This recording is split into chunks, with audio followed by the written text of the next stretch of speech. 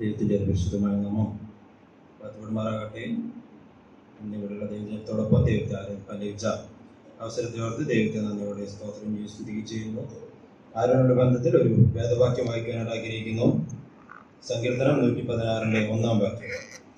സങ്കീർത്തനം 116 1. യഹോവ എൻ്റെ പ്രാർത്ഥനയും യാചനകളും കേട്ടതുകൊണ്ട് ഞാൻ അവനെ സ്നേഹിക്കുന്നു. ദൈവത്തിൻ്റെ അതിപരിശുദ്ധമായ നാമം വാഴ്ത്തപ്പെടുമാറാകട്ടെ. നാം ഇപ്പോൾ വായിച്ച വാക്യത്തിൻ്റെ അല്ലെങ്കിൽ ആ വേദഭാഗത്തിൻ്റെ പശ്ചാത്തലം എന്നുള്ളത് സങ്കീർത്തനക്കാരനും തൻ്റെ പെട്ടെന്നുള്ള മരണത്തിൽ നിന്നുള്ള വിടലും അതുപോലെ തന്നെ തൻ്റെ ആയുസ് വർദ്ധിപ്പിച്ചതുകൊണ്ട് ദൈവത്തെ നന്ദി പറഞ്ഞ് ദൈവത്തെ സ്തുതിച്ചുകൊണ്ട് എഴുതുന്ന ഒരു സങ്കീർത്തനമാണ് സങ്കീർത്തനം 116.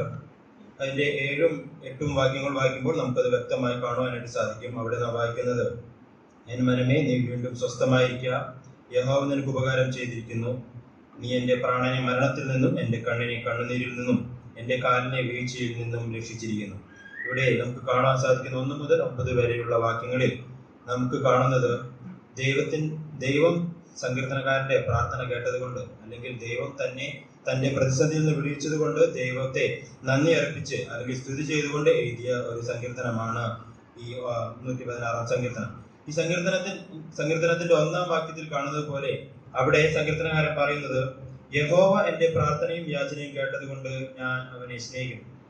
അവിടെ സങ്കീർത്തനകാരൻ പറയുന്നത് യഹോവ തന്റെ പ്രാർത്ഥന, സങ്കീർത്തനകാരന്റെ പ്രാർത്ഥന അല്ലെങ്കിൽ യഹോവ സങ്കീർത്തനകാരന്റെ യാചന കേട്ടത് കൊണ്ടാണ് സങ്കീർത്തനകാരൻ യഹോവയെ സ്നേഹിക്കുന്നത്. അപ്പൊ താൻ യഹോവയെ സ്നേഹിക്കുന്നതിനുള്ള ഒരു കാരണമാണ് അവിടെ നമുക്ക് കാണാനായിട്ട് സാധിക്കുന്നത്.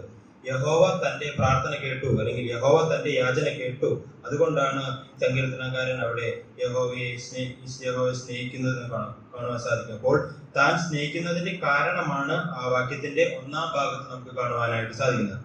നാം ആയിരിക്കുന്ന ഈ ലോകത്തിലും നമുക്ക് കാണാനായിട്ട് സാധിക്കുന്നത്, നമ്മൾ എന്തെങ്കിലും കാരണമുണ്ടെങ്കിൽ മാത്രമേ നമ്മളൊരു വ്യക്തിയെ സ്നേഹിക്കുവാനായിട്ട് ഇടയാകുകയുള്ളൂ. നമുക്ക് പറയാൻ പറ്റും ലവിങ് ഫോർ എ റീസൺ.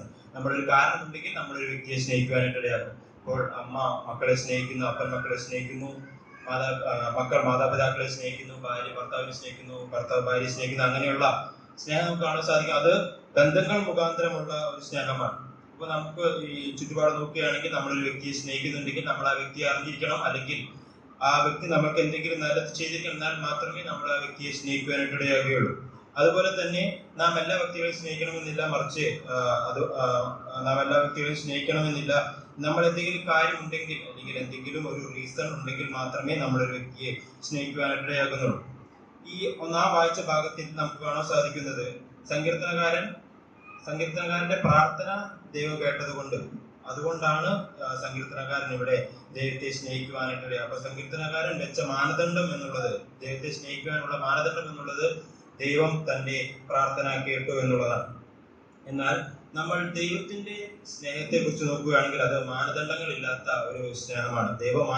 മാനദണ്ഡങ്ങളൊന്നും ഇല്ലാതെയാണ് ദൈവം നമ്മെ സ്നേഹിക്കുവാനായിട്ട് ഇടയായത്. ദൈവം നമ്മെ സ്നേഹിക്കുന്നതിന് കാരണങ്ങളൊന്നും ഉണ്ടായിരുന്നില്ല എന്ന് നമുക്ക് ദൈവവചനത്തിലൂടെ കാണുവാനായിട്ട് സാധിക്കും. നമ്മുടെ ജീവിതം നോക്കുകയാണെങ്കിൽ നാം ദൈവത്തിന് എതിരെ നിൽക്കുന്നവരായിരുന്നു. നമ്മൾ സങ്കീർത്തനത്തിൽ വായിക്കുന്നു, നാം പൊടിയായിരുന്നു, നാം ചത്തനാക്കൾക്ക് തുല്യരായിരുന്നു. അതുപോലെ എഫേസ്യ ലേഖനത്തിൽ വായിക്കുന്നത്, നാം ദൈവമില്ലാത്തവരായിരുന്നു, അതുപോലെ ദൈവം അറിയാത്തവരായിരുന്നു എന്നുള്ള കാര്യങ്ങൾ നമുക്ക് കാണുവാനായിട്ട് സാധിക്കും. അപ്പോൾ നമ്മുടെ ജീവിതത്തിൽ ദൈവം നമ്മെ സ്നേഹിക്കുന്നതിനായി നമുക്ക് യാതൊരു നന്മയും ഉണ്ടായിരുന്നില്ല എന്ന് നമുക്ക് കാണുവാനായിട്ട് സാധിക്കും. അതുകൊണ്ട് നമുക്ക് പറയാൻ സാധിക്കും, ദൈവം നമ്മെ കാരണം കൂടാതെ സ്നേഹിക്കുവാനായിട്ട് ഇടയായി. അതിന് ആസ്പദമായി റോമർ ലേഖനം 5-ാം അധ്യായത്തിന്റെ 8-ാം വാക്യം ഒന്ന് വായിക്കുവാനായിട്ട് ആഗ്രഹിക്കുന്നു. റോമർ ലേഖനം 5-ാം അധ്യായത്തിന്റെ 8-ാം വാക്യം. അവിടെ നാം വായിക്കുന്നത് ഇങ്ങനെയാണ്, ക്രിസ്തുവോ നാം പാപികളായിരിക്കുമ്പോൾ തന്നെ നമുക്ക് വേണ്ടി മരിക്കാൻ ദൈവം തനിക്ക് നമ്മോടുള്ള സ്നേഹത്തെ പ്രദർശിപ്പിച്ചിരിക്കുന്നു. ക്രിസ്തുവോ നാം പാപികളായിരിക്കുമ്പോൾ തന്നെ, അവിടെ നമ്മുടെ ദൈവം നമ്മെ സ്നേഹിച്ചതിന്റെ ഒരു മാനദണ്ഡം നമുക്ക് അവിടെ കാണാൻ സാധിക്കും. നാം പാപികളായിരിക്കുമ്പോൾ തന്നെ ദൈവം നമ്മെ സ്നേഹിക്കുവാനായിട്ട് ഇടയായി.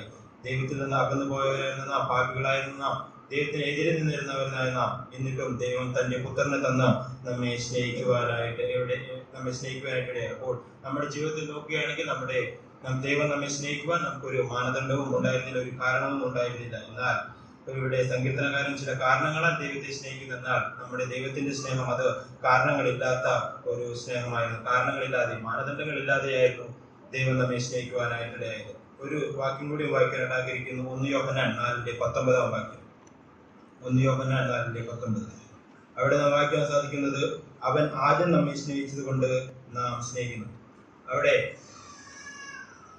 യോഹന്നാൻ പറയുന്നത് ദൈവമാണ് ആദ്യം നമ്മെ സ്നേഹിക്കുവാനായിട്ട്. അതുകൊണ്ടാണ് നാം ദൈവത്തെ സ്നേഹിക്കുന്നത്. ദൈവം മാനദണ്ഡങ്ങളൊന്നുമില്ലാതെ നമ്മെ സ്നേഹിച്ചത് കൊണ്ടാണ് നമുക്ക് ദൈവത്തെ സ്നേഹിക്കുവാനായിട്ട് ഇടയായത്. ആദ്യം ദൈവം തന്റെ പുത്രനെ തന്നുകൊണ്ട് നമ്മെ സ്നേഹിക്കുവാനായിട്ടിടയായി. ദൈവം തന്റെ പുത്രനെ തന്നുകൊണ്ട് നമ്മെ വീണ്ടെടുക്കുവാനായിട്ടിടയായി. ദൈവം തന്റെ പുത്രനെ തന്നുകൊണ്ട് നമ്മളെ അവന്റെ മക്കളാക്കുവാനായിട്ടിടയായി.